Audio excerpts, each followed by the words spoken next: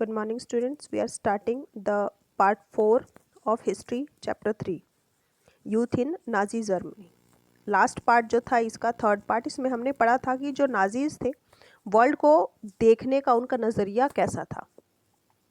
और इसमें हमने पढ़ा था कि उन्होंने जर्मनी को एक रेशियल स्टेट बना दिया था।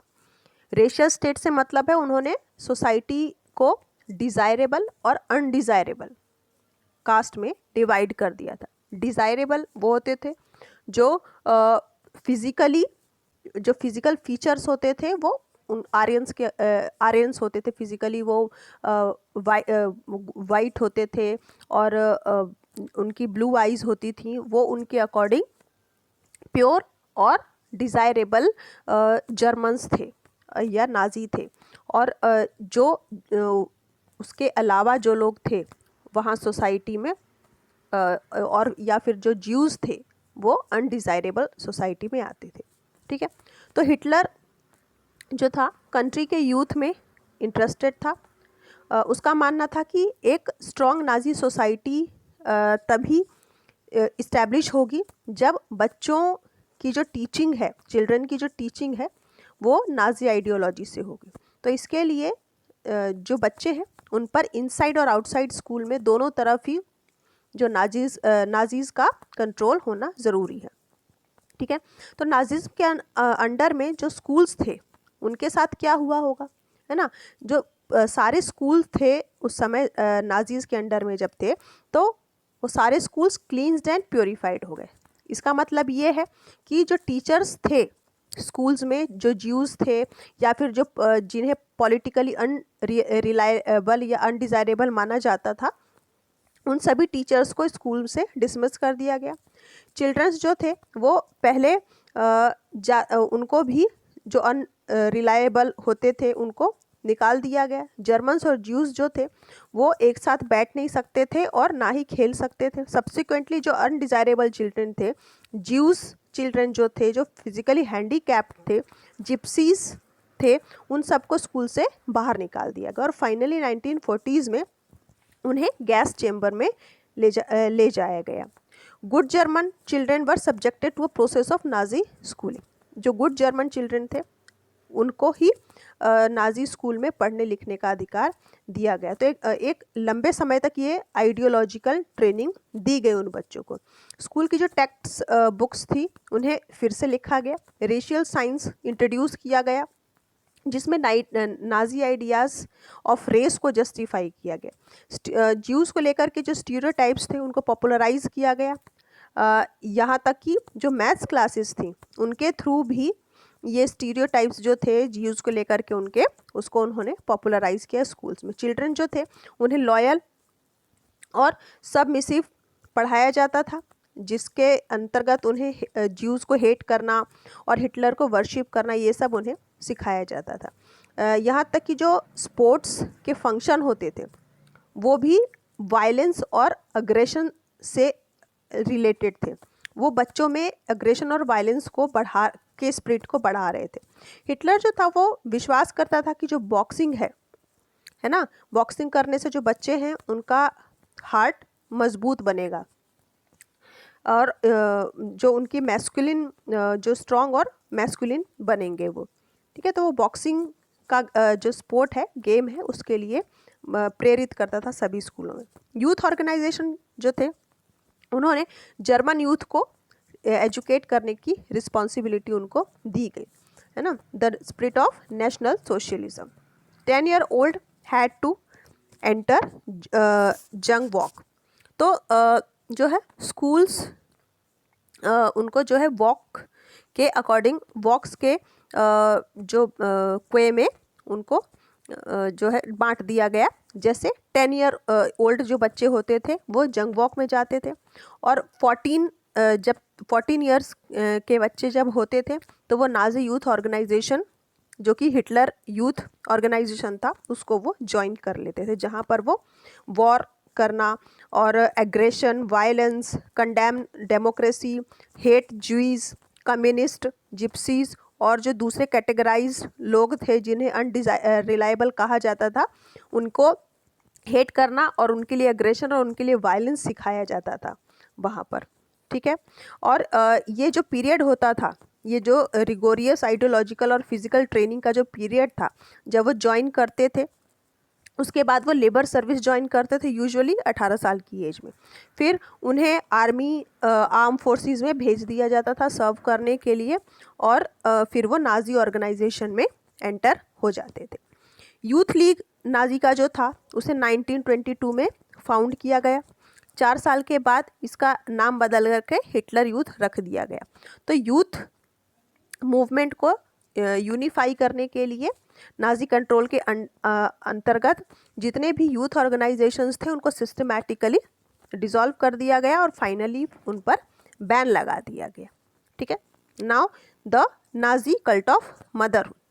नाजी जर्मनी में जो बच्चे थे वो रिपीटेडली कहा करते थे कि जो महिलाएं हैं वो ट्रेडिकली मैन से डिफरेंट है ना। इक्वल राइट्स के लिए जब फाइट हुए, मैन और वुमेन के जो इक्वल राइट्स थे उनके लिए जब फाइट शुरू हुआ, तो डेमोक्रेटिक स्ट्रगल का ये एक पार्ट बन गया, है ना, हर जगह पर, जो कि was wrong and it would destroy society, है ना। तो ये क्या था, ये जो स्ट्रगल था वो गलत था और ये जो सोसाइटी है उसको वो डिस्ट्रॉय कर देगा, ऐसा वो लोगों का मानना था जो नाजी जर्मन थे, है ना। While boys were taught to be aggressive, masculine and steel hearted, girls were told that they had to become a good mother and rear pure blooded Aryan children. Okay, जहाँ लड़कों को सिखाया जाता था aggression करना, मैस्कुलिन और steel heart बनाया जाता था, वहीं लड़कियों को बताया जाता था कि उन्हें एक अच्छी मदर बनना है और प्योर ब्लडेड आर्यन चिल्ड्रन की माँ बनना है ना। तो girls had to maintain the purity of race, उन्हें उनकी जिम्मेदारी थी कि जो नाजी रेस है, जर्मन रेस है, उसको प्योर रखना और अपने आप को ज्यूस से अलग रखना, ज्यूस से जो है डिस्टेंस मेंटेन करना, अपने घर की देखभाल करना, अपने बच्चों को नाजी वैल्यूज सिखाना और उन्हें आर्यन कल्चर और रेस को बेयर करना सिखाना। तो ये औरतों की जिम्मेदारी हुआ करती थी। 1933 में हिटलर ने कहा कि मेरे स्टेट में जो मदर है उनका मोस्ट इम्पॉर्टेंट प्लेस है, वो मोस्ट इम्पॉर्टेंट सिटीज़न है मेरी देश की, लेकिन जो नाजी जर्मनी है वहाँ पर हर मदर इक्वली ट्रीट नहीं की जाएगी, है ना। वो महिलाएं जो अनडिज़ायरेबल चिल्ड्रन को जन्म देती हैं उन्हें पनिश किया जाएगा और जो रेशियली डिज़ायरेबल चिल्ड्रन को जन्म देंगी उन्हें अवॉर्ड किया जाएगा। तो उन्हें they were given favoured treatment in hospitals में भी उन्हें अच्छा ट्रीटमेंट दिया जाएगा और साथ ही उन्हें शॉप्स में कंसेशन मिलेगा, थिएटर टिकट में, रेलवे टिकट में, इन सब जगहों पर उन्हें कंसेशन दिया जाएगा। तो वीमेन को इस तरह के बच्चे बेयर करने के लिए एनकरेज किया गया और ऑनर किया गया उन्हें और अवार्ड किया गया। Bronze cross was given to for 4 children, जिनके 4 बच्चे होते थे उनको ब्रॉन्ज क्रॉस दिया जाता था। जिनके 6 बच्चे होते थे उनको सिल्वर, और जो 8 या 8 से ज़्यादा जिनके बच्चे जो औरतें बेयर करती थी उनको गोल्ड क्रॉस दिया जाता था। जितने भी आर्यन वुमेन थी उन्हें डेविएट किया जाता था प्रिस्क्राइब्ड कोड से, कोड ऑफ कंडक्ट से, और पब्लिकली जिन्हें कंडेम कर दिया गया था बाद में, और सीवियरली उन्हें पनिश किया जाता था। Those who maintained contact with Jews, Poles and Russians were paraded through the town with slaved heads, blackened faces and placards hanging around their necks announcing I have sullied the honor of the nation, है ना। और जो women, जो महिलाएं Jews के साथ contact रखती थी, पोल्स और रशियंस के साथ कांटेक्ट रखती थी, उन्हें पूरे टाउन में उनके बाल मुंडवा के, गंजा करवा के, उनके चेहरे पर चेहरा काला करवा करके और उनके गले में चारों तरफ माला, कांटों की माला लटका करके, और उन्हें पूरे जो पूरा टाउन होता था वहाँ पर घुमाया जाता था और ये अनाउंस भी करना होता था उन्हें कि मैंने नेशन के ऑनर को नुकसान पहुँचाया है। Many received jail sentence and lost civic honour as well as their husbands and families for their criminal offence. कई बार तो उन्हें जेल में डाल दिया जाता था और उनके हस्बैंड और फैमिली से उन्हें दूर कर दिया जाता था। ठीक है, तो ये नाजी जर्मन के अंतर्गत ये जर्मनी की हालत ऐसी हो चुकी थी। Then the art of propaganda, Nazi regime language और मीडिया जो यूज़ करते थे बहुत ही सावधानी से करते थे और कई बार उसका बहुत अधिक प्रभाव भी होता था। जो टर्म वो the terms they coin to describe their various practices are not only deceptive, है ना। जो टर्म्स वो यूज़ किया करते थे वो कई बार अलग अलग प्रैक्टिसेस के होते थे और केवल वो डिसेप्टिव ही होते थे। They are chilling, Nazis never use the word kill और मर्डर। नाजीज जो होते थे वो किल या मर्डर जैसा शब्द यूज़ नहीं करते थे ऑफिशियल कम्युनिकेशन में। मास किलिंग व टर्म्ड, जो मास किलिंग होती थी, बहुत सारे लोगों की जो हत्या जब वो होती थी वहाँ पर, तो उन्हें स्पेशल ट्रीटमेंट फाइनल सॉल्यूशन का नाम दिया जाता था ज्यूज़ के लिए जो ये कदम उठाए जाते थे। और डिजेबल्ड के लिए यूथेनेसिया और सिलेक्शन एंड डिसइंफेक्शन। और इवैक्यूशन का मतलब होता था कि लोगों को गैस चैम्बर में डिपोर्ट करना, है ना। Do you know what the gas chamber were called? Gas chamber क्या कहलाते थे? दे वर लेबल्ड डिसइंफेक्शन एरिया। उन्हें जो गैस चैम्बर्स होते थे उनका नाम था डिसइंफेक्शन एरियाज, उनको बोला जाता था। और वो बाथरूम की तरह दिखाई देते थे जैसा बाथरूम होता है, और वहाँ पर फेक शावर हेड्स भी लगे हुए थे। मीडिया जो है वो केयरफुली उनका सपोर्ट लेती थी रिजाइम के लिए और उनके वर्ल्ड व्यू को पॉपुलराइज करती थी। नाजी के जो आइडियाज़ थे वो विजुअल इमेजेस, फिल्म्स, रेडियो और पोस्टर्स और कैची स्लोगन्स और लीफलेट्स के थ्रू स्प्रेड किए गए थे। पोस्टर्स में जो ग्रुप आइडेंटिफाइड किया जाता था as the enemies of German were stereotype, mocked, abused and described as evil. तो पोस्टर में जो भी उनके एनिमीज होते थे जर्मन्स के, उन जिनको दिखाया जाता था, जिनको जर्मन्स स्टीरियोटाइप करते थे, जिन्हें वो एब्यूज़ करते थे, उन्हें एविल के रूप में डिस्क्राइब किया जाता था, दिखाया जाता था।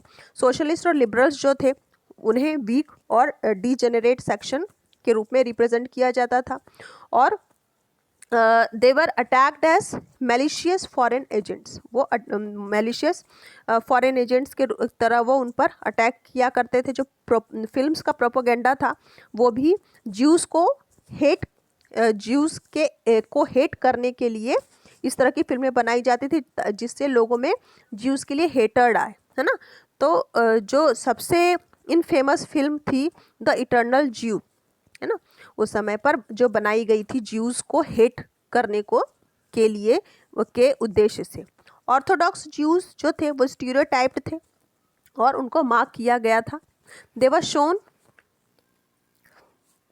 With flowing beards, wearing kaftans, whereas in reality it was difficult to distinguish German Jews by their outward appearance because they were a highly assimilated community, है ना। तो जो फिल्म बनाई गई थी उसमें जो ज्यूज़ थे उनको दिखाया गया था कि वो फ्लोइंग बियर्ड है, उनकी दाढ़ी उनकी बढ़ी हुई है और वो कफ्तान पहनते थे, जबकि रियलिटी में जर्मन ज्यूज़ को डिस्टिंग्विश करना बहुत डिफ़िकल्ट था उनके आउटवर्ड अपीयरेंस से, क्योंकि वो बिल्कुल एक जैसे दिखाई देते थे, अपनी कम्युनिटी की तरह ही दिखाई देते थे, है ना। They were refer to as vermin, rats and pest. उनको कीड़े मकोड़ों और ये चूहे, पेस्ट्स जो होते थे, इनसे रेफ़र किया जाता था। उनका जो मूवमेंट था उन्हें रोडेंट्स के साथ कंपेयर किया गया। नाजिज्म जो था वो लोगों के दिमाग में काम करता था, दिमाग में जो है घुस चुका था, उनके इमोशंस को टैप कर रहा था और उनका जो हेटर्ड था और एंगर था उसको टर्न कर रहा था जिन्हें वो अनडिज़ायरेबल जिनको उन्होंने मार्क किया था। Nazi made equal effort to appeal to all the different section of the population. जो नाजी थे उन्होंने सब जो इक्वल एफर्ट किए अलग अलग सेक्शन से, पॉपुलेशन में जो अलग अलग लोग थे, अलग अलग वर्ग थे, उनको अपील किया। They sought to win their support by suggestion. उन्होंने ये सजेस्ट किया कि नाजी जो हैं वो अकेले ही सारी प्रॉब्लम को सॉल्व कर लेंगे, उन्हें किसी के सपोर्ट की ज़रूरत नहीं है। तो ये समाज की स्थिति बन गई थी जब नाजी थे। ओके, नाउ नेक्स्ट पार्ट है इसका ordinary people and crimes against humanity. ठीक है, ये हम नेक्स्ट पार्ट में कवर करेंगे। It will be then that will be the last part. After that we will finish that chapter. Okay, so इतना जो मैंने आपको आज पढ़ाया है, please listen it carefully and read the chapter nicely. Okay, till then, goodbye.